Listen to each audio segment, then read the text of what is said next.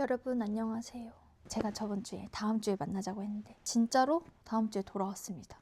세상에나. 대출 목록이라는 코너를 한번 만들어 볼까 해서 이번 영상을 찍게 되었고요. 대출 목록이라 함은 제가 이제 매주 도서관에서 책을 이만큼씩은 아닐 수도 있지만 책을 이렇게 빌려오는데 그 책들을 좀 소개를 해보면 어떨까 싶었어요. 그래서 이번에는 제가 저번 주 일요일에 빌려서 이번 주 목요일에 이 책들을 다 끝냈기 때문에 리뷰도 조금 같이 소개를 할 수 있을 것 같은데, 다음 영상부터는 그냥 도서관에서 빌려온 그 날에 바로 이런 책을 빌렸다 하면서 소개를 하는 영상을 찍어도 재미있을 것 같아요. 뭔가 제 기대감이 잘 녹아들지 않을까 하는 그런 생각이 들고, 그래서 이번 영상은 도서관에서 빌려온 책들 소개와 리뷰를 한번 해보도록 하겠습니다. 첫 번째로 읽었던 책을 소개시켜 드릴 건데, 이 책이 제가 올해 읽은 첫 책은 아니고, 저는 올해는 12월 31일에 시작해서 1월 1일에 끝난 책이 있는데, 그 책이 정대건 작가님의 급류라는 책이에요.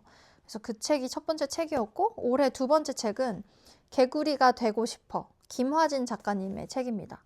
이 책은 위픽에서 나온 책이에요. 위픽 저는 처음 알았어요. 위픽이라는 거를. 제가 SNS에서도 한국 출판사나 한국 북튜버 분들을 많이 접한다기보다는 저는 좀 사대주의가 있어가지고 그 외국 문화에 약간 환상이 있는 편이어서 외국 북튜버들, 외국 북튜커 분들 걸 되게 많이 봐요. 저는 좀 다른 언어를 쓰고 다른 문화를 가진 사람들의 생활이 너무 궁금하거든요. 그게 제 컨텐츠에도 영향을 많이 미쳐가지고 제가 이런 즐거움을 놓치고 살았다는 게 되게 조금 안타까웠지만, 이 위픽이라는 시리즈를 제가 어떻게 알게 됐냐면, 제가 좀 전에 말한 것처럼 제가 컨텐츠가 좀 이렇게 우물 안에 개구리 형식으로 이제 흐르거든요. 데이지 헐님 유튜브 영상을 작년에 처음 봤던 것 같아요. 그러다가 올해 너무 이제 푹 빠져가지고 정주행을 하는데 위픽 책을 되게 좋아하신대요. 그래서 위픽 책을 도서관에서 보면은 그냥 빌리신대요. 눈에 띄는 위픽을. 그래서 얼마나 재밌으면 묻지도 따지지도 않고 위픽이면 빌려보시는 거지 하고 궁금해서 저도 도서관에서 검색을 해봤는데 있는 거예요. 그래서 너무 신난다 하고 봤는데 꽤 많은 책들이 대출 중인 거예요. 그래서 진짜 재밌나 보다 하고 신나가지고 그래서 이렇게 4권을 빌려왔고, 보시다시피 책이 폭이 굉장히 좁고 펼쳐보면 공간에 여백이 되게 많아요. 이 한 책을 끝내는데 한 2시간 걸렸던 것 같아요. 빨리 읽으시는 분들은 뭐 1시간 내에도 끝내실 수 있을 정도로 부담 없이 시작할 수 있는 책이더라고요. 그래서 제가 읽어봤거든요. 너무 재밌었어요. 깜짝 놀랐어요. 이렇게 재밌다니. 그리고 제가 한국 작가님들도 그렇게 많이 알지 못해요. 그리고 특히나 요즘에 글을 쓰시는 작가님들은 더더욱 잘 몰라요. 충격이었어요. 내가 정말 많은 걸 놓치고 살고 있었구만 하면서 충격이었고 너무 재밌었는데, 어떤 내용이냐면 이제 3명의 사람이 거의 이야기를 끌고 가는데, 그 중에 주인공이 회사에서 친해진 완이라는 사람이랑 굉장히 잘 지냈는데, 완이 이제 결혼을 하고 아기를 낳고 육아휴직을 하면서 나랑 이제 서서히 멀어진 게 아니고 나와의 사이가 갑자기 이제 단절이 된 거예요.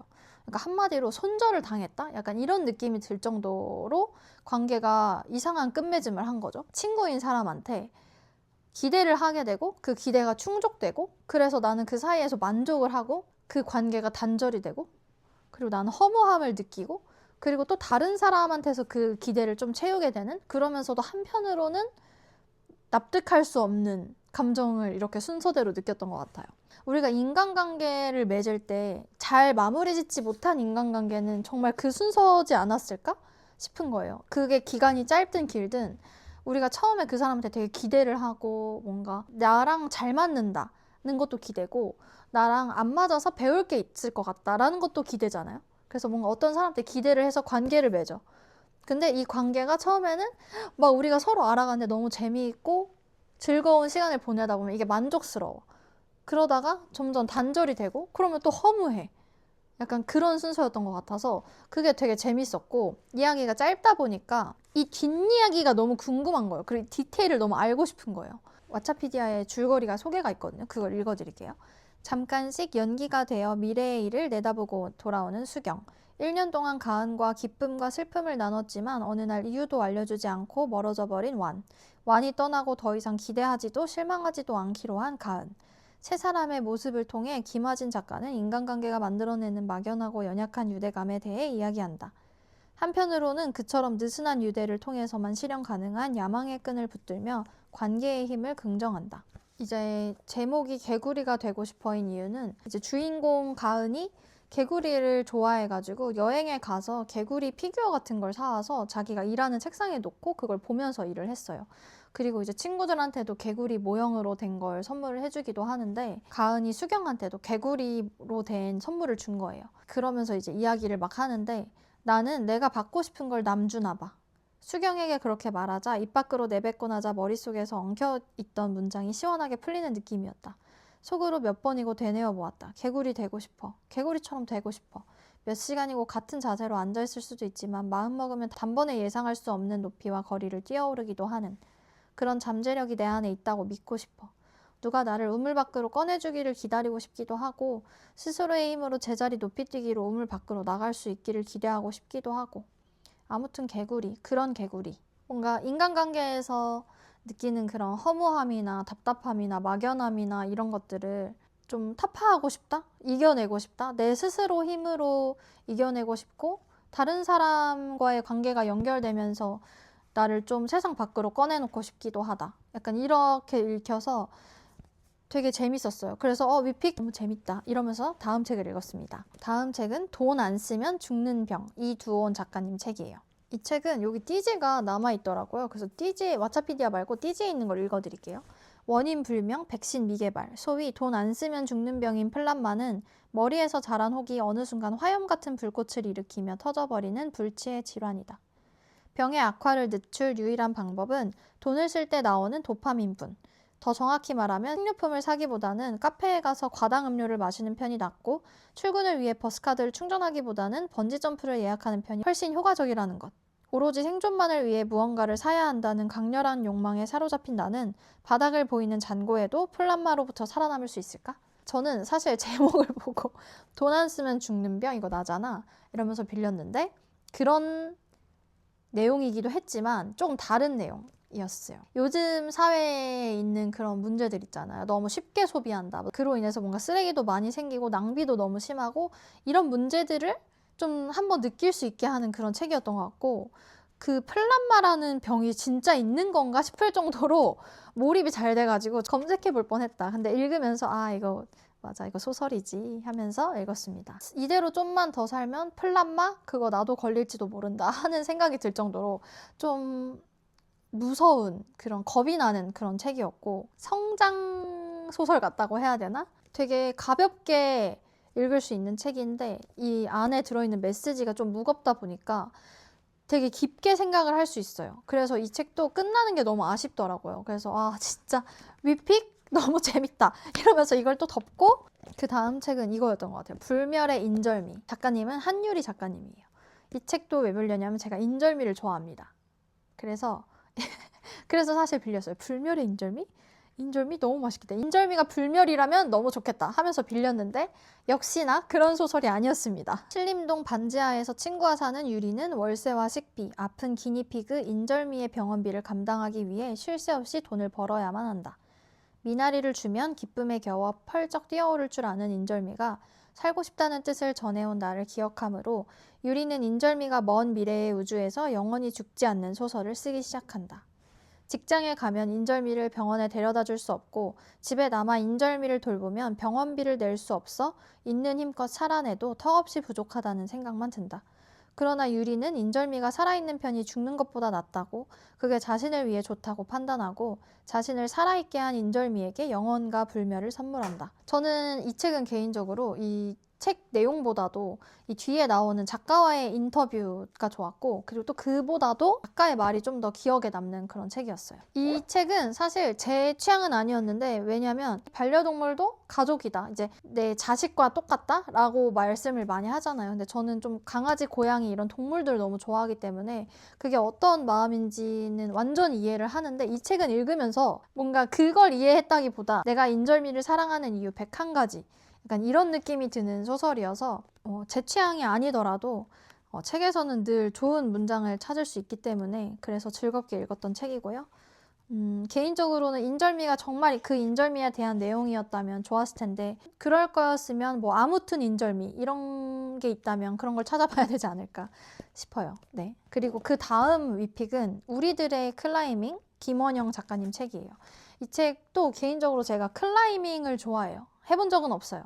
근데 클라이밍을 하는 걸 보는 걸 좋아하고 클라이밍을 언젠가 해보고 싶다라는 생각을 늘 했었기 때문에 우리의 클라이밍 어떤 내용일까 하고 읽었던 책입니다. 높이 올라가면 뛰어내려 버릴까봐 높은 곳에 있는 자신을 두려워하는 선유는 파트너가 로프를 단단히 잡아주어 떨어지려야 떨어질 수 없다는 클라이밍을 시작했지만 영원히 죽지 않을 것처럼 살아가는 사람들 사이에서 고독감을 느끼고 호흡에 필요한 근육이 약해지며 인공호흡기를 착용하고 잠들어야 하는 현호는 밤마다 누군가 호흡기 스위치를 내려버리는 악몽에 시달린다. 선유랑 현호가 등장을 하는데 선유는 엄마가 암으로 돌아가셨어요. 그리고 현호는 이제 몸에 근육이 다 빠지는 그런 병을 앓고 있어서 휠체어 생활을 해요. 이제 둘은 같은 고등학교에 같은 반에서 만난 거고 서로를 알아봤다? 약간 이런 내용은 안 나오는데 읽으면서 뭔가 나한테 필요한 사람을 내가 알아볼 수 있는 것도 능력이겠다 싶은 생각이 드는 그런 책이었고요. 개인적으로는 되게 좋은 책이었고 재미있게 읽었는데 왓챠피디아에서 후기가 그렇게 좋지가 못하더라고요. 근데 저는 되게 재밌게 읽었고 남자와 여자의 사랑이기도 하지만 그 결핍을 공유하진 않지만 서로 다른 결핍이지만 그냥 내가 결핍을 가지고 있다는 것만으로도 서로를 이해할 수 있는 그런 인간과 인간의 사랑?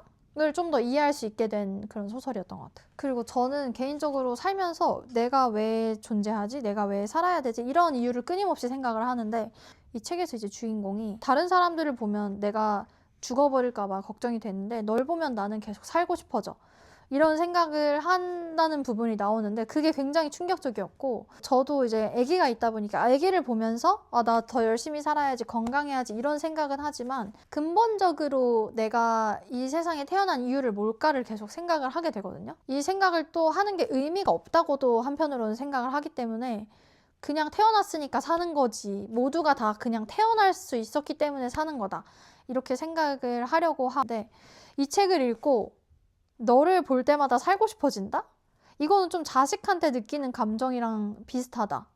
근데 그런 사람이 이성인데도 그런 사람이 있다는 게 좀 신기했어요. 저도 결혼을 하고 전 연애를 되게 오래 하고 결혼을 했지만 이런 감정도 서로한테 느낄 수가 있구나. 그런 관계가 있다는 게 참 신기한 책이었습니다. 근데 이 책은 작가와의 인터뷰가 없더라고요. 그래서 그게 조금 아쉬워서 이제 왓챠피디아에 저자 소개가 있거든요. 작가님이 남자분이시더라고요. 저는 사실 이름만 듣고 편견으로 이제 원영이라고 해가지고 편견으로 여자분이실 줄 알았는데 남자분이셨고 골형성 부전증으로 지체장애 1급 판정을 받았으며 15살까지 병원과 집에서만 생활했다. 검정고시로 초등학교 과정을 마치고 장애인을 위한 특수학교의 중학부와 일반 고등학교를 거쳐 서울대학교 사회학과를 졸업했다. 현재 서울대학교 로스쿨에 재학 중이다. 장애, 질병, 가난을 이유로 소외받는 동료들이 있고 다른 한편에는 좋은 직업, 학벌, 매력적인 외모로 세상의 중심에서 서 있는 동료들이 있다. 그 한가운데서 진동하듯 살며 또 사회학과 법학을 공부하면서 자신의 정체성과 장애인 문제를 사회적 차원에서 고민하기 시작했고 그 고민을 여러 매체의 글로 쓰게 되었다. 전 작가님 소개를 읽고 이런 글을 쓸 수 있다는 게 더 이해가 됐던 것 같아요. 장애인으로서 느꼈던 그런 결핍이나 희망, 내가 희망하는 거, 그리고 또 한편으로는 이제 사회생활을 활발하게 하면서 장애인이 아닌 삶도 많이 더 가까이서 보실 수 있었을 거잖아요. 그래서 소설에서 풀어내셨던 게 아닐까 싶은 생각이 들었어요. 그래서 위픽 시리즈 너무 잘 읽어서 이번 주에도 도서관에 가면은 이 위픽 시리즈를 더 빌려서 읽을 생각입니다. 그 다음 책은 속초에서의 겨울이라는 책이고 엘리자수와 뒤사팽이라는 작가님의 책이에요. 전 사실 제목이 속초에서의 겨울이잖아요. 속초는 한국인들이 많이 찾는 여행지라고 생각해서 당연히 한국 작가님이라고 생각을 했거든요. 근데 알고 보니까 프랑스인 아버지 그리고 한국인 어머니 사이에서 태어나신 혼혈 작가님이시래요. 그래서 이 책은 이제 프랑스어로 쓰여졌겠죠. 그래서 프랑스어를 한국어로 번역을 한 작품인데 혹한으로 모든 것이 느려지는 속초를 배경으로 유럽에 한 번도 가본 적이 없는 호녀의 젊은 여인과 고향 노르망디에서 멀리 떨어진 곳으로 영감을 찾으러 온 중년의 만화가 사이에 벌어지는 이야기를 담고 있다. 서로 다른 문화권에서 성장한 두 사람 사이의 미묘한 관계를 바다 위에 떨어지는 눈송이처럼 섬세하게 그려냈다. 이 주인공도 작가님이랑 똑같이 프랑스와 한국 혼혈이에요. 근데 작가님이랑 다르게 한국에서만 평생을 살았던 거예요. 주인공이 속초에서 이제 호텔, 모텔 이런 숙박업소에서 일을 하는데 노르망디에서 온 한 중년의 만화가가 이 호텔에 묵게 돼요. 호텔이라기보단 여관에 가까운데 그러면서 이 둘 사이에서 벌어지는 일들을 다룬 소설이고요. 이제 이 소설에서 주인공은 아빠가 프랑스인인데 아빠에 대한 그런 결핍이 있어요. 이제 아빠가 바로 떠났나? 뭐 아빠가 이제 없이 자랐기 때문에 아빠에 대한 결핍이 있고 그리고 남자친구가 있는데 남자친구가 좀 뭐랄까 유치하다고 해야 되나? 너무 좀 개인적으로 좀 별로였어요.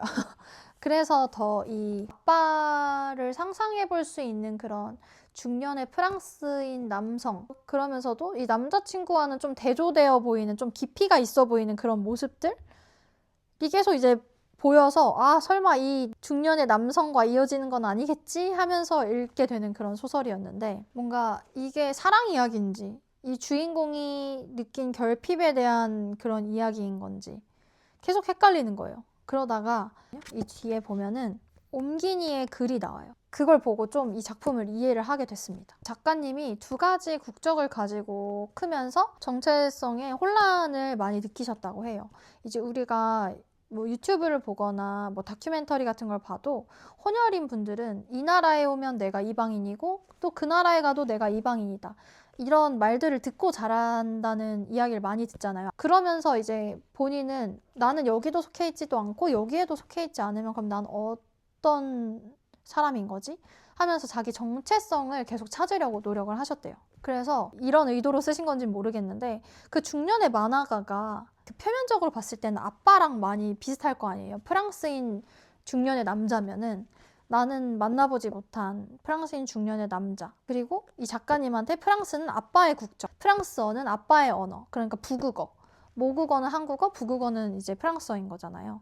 배경을 속초 그리고 그 안에서 살고 있는 프랑스 한국인 혼혈이지만 한국에서만 살았던 주인공과 그리고 프랑스 노르망디에서 온 프랑스인 중년의 남성이 사실상 하나의 캐릭터를 가지고 있지 않을까 생각했어요. 그러니까 주인공이 분열을 한 거죠. 그래서 이 작가님이 이쪽도 나고 이쪽도 나기 때문에 그렇게 해서 이 결합을 찾으려고 했던 게 아닐까 하는 생각이 들었어요. 속초랑 노르망디가 되게 풍경이 비슷하대요, 겨울에. 작가님이 노르망디에서 느꼈던 그 겨울 풍경이랑 너무 비슷해서 배경을 이렇게 했다고 하시더라고요. 그래서 이제 작가님이 그 주인공 두 명, 서로 달라 보이는 그 주인공 두 명을 통해서 뭔가 자기 정체성의 일치를 좀 느끼려고 이런 소설을 쓰시게 되셨을까 하는 생각이 들어서 좋았고 개인적으로 저는 좀 계절에 맞는 소설을 읽는 걸 되게 좋아하고 더 뭔가 그 계절을 진하게 느낄 수 있어서 좋아하는데 속초에서의 겨울은 개인적으로 여름에 읽었으면 진짜 좋았을 것 같은 책이라고 느꼈어요. 많은 외국인 북튜버들이 소개해서 읽어본 책이거든요. 근데 그분들은 겨울이 되면 이 책을 생각이 나서 이 책을 읽어본대요. 저는 왠지 모르게 읽으면서 계속 저한테 속초가 여름이어서 그런지 모르겠는데 아 여름에 읽었으면 더 좋았겠다? 그런 생각이 들었던 책입니다. 그리고 그 다음 책은 이제 마지막 책이기도 한데요. 어른들의 거짓된 삶, 엘레나 페란테 작가님의 책입니다. 제가 저번 영상에서 엘레나 페란테 작가님의 나폴리 4부작을 2025년의 책으로 뽑았는데 그래서 저도 이 책을 도서관에서 우연히 보고 이거 읽어야 되겠다라고 생각을 했어요. 엘레나 페란테 작가님 섹션이 이렇게 있더라고요. 그래가지고 거기서 뭘 읽을까 하다가 다른 책들은 다 시리즈였고 저는 좀 한 권으로 된 걸 읽고 싶었어가지고 이 책을 빌렸는데 어른들의 거짓된 삶? 나 어른인데? 거짓된 삶? 너무 궁금하잖아요. 그래서 읽어봤는데 이게 딱 보시면 되게 두껍거든요. 페이지가 한 500페이지? 485페이지예요. 근데 진짜 금방 읽을 수 있습니다. 저는 마음만 먹으면 하루 만에 읽을 수 있는 책이라고 생각하고 저는 이틀에 걸쳐서 읽었는데 이 나폴리 4부작도 그렇고 엘레나 페란테 작가님의 책이 그 흡입력이 굉장히 좋고 어려운 문장이 없고 친구의 얘기를 듣는 것처럼 되게 흥미롭고 그래서 금방 읽을 수 있는 책입니다. 개인적으로 아쉬운 점은 저는 나폴리 4부작은 너무너무 재밌게 읽어서 제가 그거를 이거는 별 5개짜리다 이러면서 읽었는데 이 책도 너무 비슷하다고 느꼈어요. 이 책도 배경이 나폴리고 성장 소설이거든요. 제가 박안서 작가님을 좋아한다고 했잖아요. 근데 이 작가님도 자기 인생을 쓰시나 보다 싶을 정도로 자꾸만 그 나폴리 4부작에서 읽었던 그 주인공들의 성격이 이제 이 책에서는 다른 주인공들에 대입이 된 것 같아가지고 좀 너무 겹쳐서 지루하게 느껴지는 부분도 있었어요. 그래서 개인적으로는 이 책이 나폴리 4부작보다는 재밌진 않았지만 이 책을 먼저 읽었다면 훨씬 재밌었을 것 같다. 이 책을 읽고 나서 나폴리 4부작을 읽으면 얘에서 갖추지 못한 구체적인 그런 스토리들 있죠. 좀 더 필요했던 그런 이 스토리로서의 결핍을 그 나폴리 4부작이 채워줄 수 있었을 것 같다. 그래서 얘를 먼저 읽었으면 정말 재밌었을 텐데. 그래서 그게 좀 아쉬웠습니다. 거짓으로 위장된 어른들의 세계를 엿본 사춘기 소녀의 방황과 이루어질 수 없는 첫사랑을 향한 뒤틀린 욕망. 첫 경험에 대한 아름다운 환상이 성적인 욕구로 얼룩지는 과정을 그린 강렬한 작품이다. 페란테는 길들여지지 않은 욕구를 적나라하게 드러내며 잔혹한 사춘기 시절을 기막히고도 아름답게 담아냈다. 진짜 어떻게 이렇게, 저는 이게 진짜 대단한 것 같아요. 이 소개글을 어떻게 이렇게 딱 필요한 얘기만 압축해서 쓸 수 있지? 전 이게 안 되거든요. 그래서 이거를 지금 보고 읽어드리는 거예요. 깔끔하게 소개를 시켜드리고 싶어서. 근데 소개된 내용이 나폴리 4부작에다가 써도 될 만큼 그 맥락이 정말 비슷하거든요. 이제 주인공이 조반니예요. 근데 조반니라는 여자애가 그냥 평범하게 행복한 가정에서 살다가 아빠랑 엄마가 하는 말을 듣고 아빠가 내가 알던 아빠랑 다르네? 라는 게 첫 시작이에요. 이제 처음으로 조반니가 어른들에 대한 그런 모순적인 모습?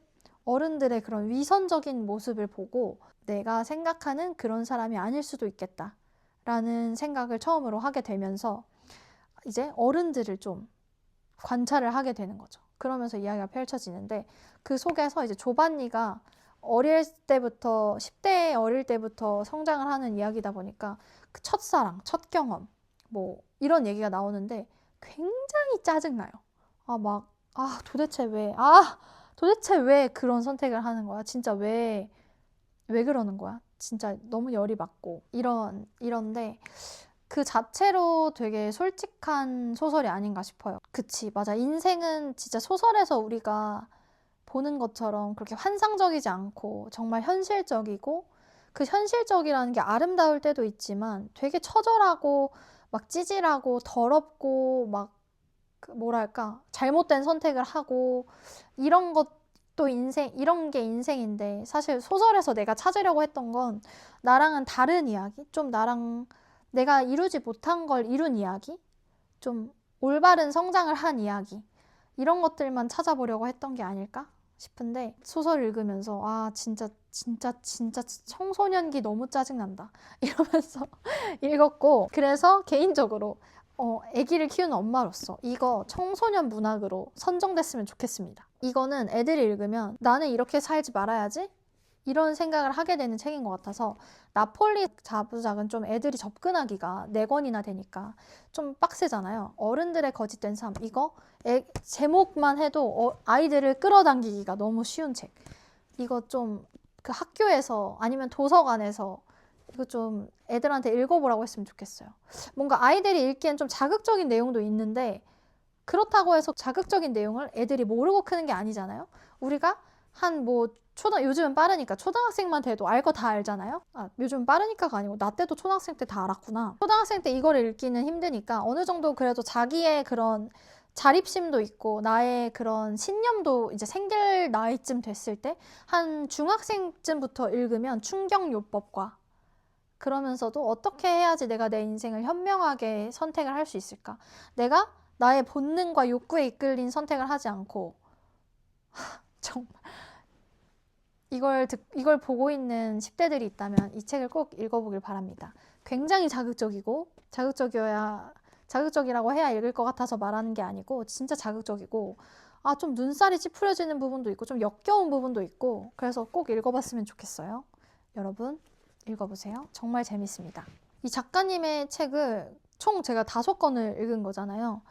그러다 보니까 드는 생각이 작가님은 도대체 어떤 삶을 사셨던 걸까? 이 작가님이 나폴리 출신이신데 배경이 쭉 나폴리잖아요.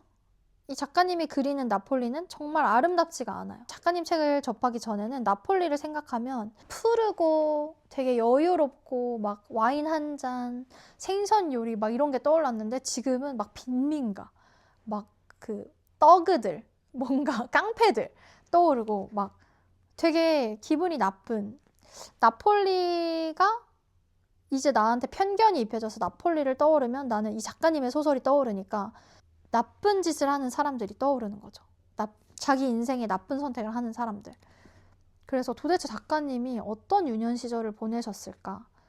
그리고 그 사람의 주변엔 어떤 사람들이 있었길래 이런 책을 썼을까? 왜냐면 살아보지 않고서는 이렇게 캐릭터 설정을 할 수 있나 싶을 정도로 진짜 별로인 사람이 많이 나오거든요. 그리고 이 작가님의 주변에 있던 남자들은 도대체 어떤 사람들이었을까? 이 작가님이 설명하는 남자들이 너무 작가님 소설에 나오는 남자들이 전 너무 싫어요. 나폴리 4부작에서도 그랬지만 이 책에서도 진짜 저는 이런 사람이 있겠지 분명히 있을 텐데 도대체 나폴리란 어떤 것인가 이런 생각을 계속 하게 된 책이었고요. 나폴리를 왜 자꾸 배경으로 할까? 그리고 고향인데 이런 이야기를 쓴다는 건 정말 이런 삶을 살았던 거겠지 하고 이 뒤에 옴기니의 말이 있거든요. 근데 옴기니의 말을 읽으면서 조금 이해가 되는 부분도 있었고 좀 이해가 되지 않는 부분도 있었는데 이해가 되는 부분은 이제 작가님이 나폴리를 계속 배경으로 하는 이유는 뭔가 나 자신도 거스를 수 없는 그런 본능으로 계속 돌아가게 되잖아요, 사람은. 그래서 그런 걸 계속 뭔가 좀 나한테서 좀 내보내고 싶어서 이런 글을 계속 쓰시는 게 아닐까? 일기 같은 것도 내가 있었던 일을 쓰면 어느 정도 해소가 되잖아요. 그래서 작가님은 너무 긴 세월을 나폴리에서 보냈기 때문에 이런 나한테 쌓인 그런 독소 같은 그런 유년 시절의 이야기를 계속 써내는 게 아닐까? 그런 생각이 들었어요. 그리고 이 주인공들은 굉장히 이상한 선택을 하고 왜 저런 선택을 할까? 참 안타까운 선택을 하고 바보 같은 선택을 하고 또 그러면서도 분명히 성장을 하거든요. 근데 나는 그러면 정말 옳은 선택을 나는 계속 했을까? 그런 생각도 계속 해보게 돼서 저는 이제 선택 앞에서 저는 원래도 선택을 잘 못하는데 선택 앞에서 굉장히 벌벌벌 떠는 그런 사람이 될 것 같고 그렇기 때문에 계속 책을 많이 읽어야 될 것 같아요. 더 나은 선택을 하기 위해서. 왜냐면 이 책을 읽으면서 안 좋은 얘기가 있잖아요. 뭔가 막 이런 얘기도 있는데 그러면서도 나는 저런 선택하지 말아야지 하면서 배우는 게 있으니까 책을 진짜 많이 읽어야겠다 하는 생각이 들었고 그렇게 해서 제가 이번 주에 읽었던 책들을 이렇게 소개를 해드렸는데 제가 이제 내일이나 내일 모레 또 도서관에 갈 거거든요.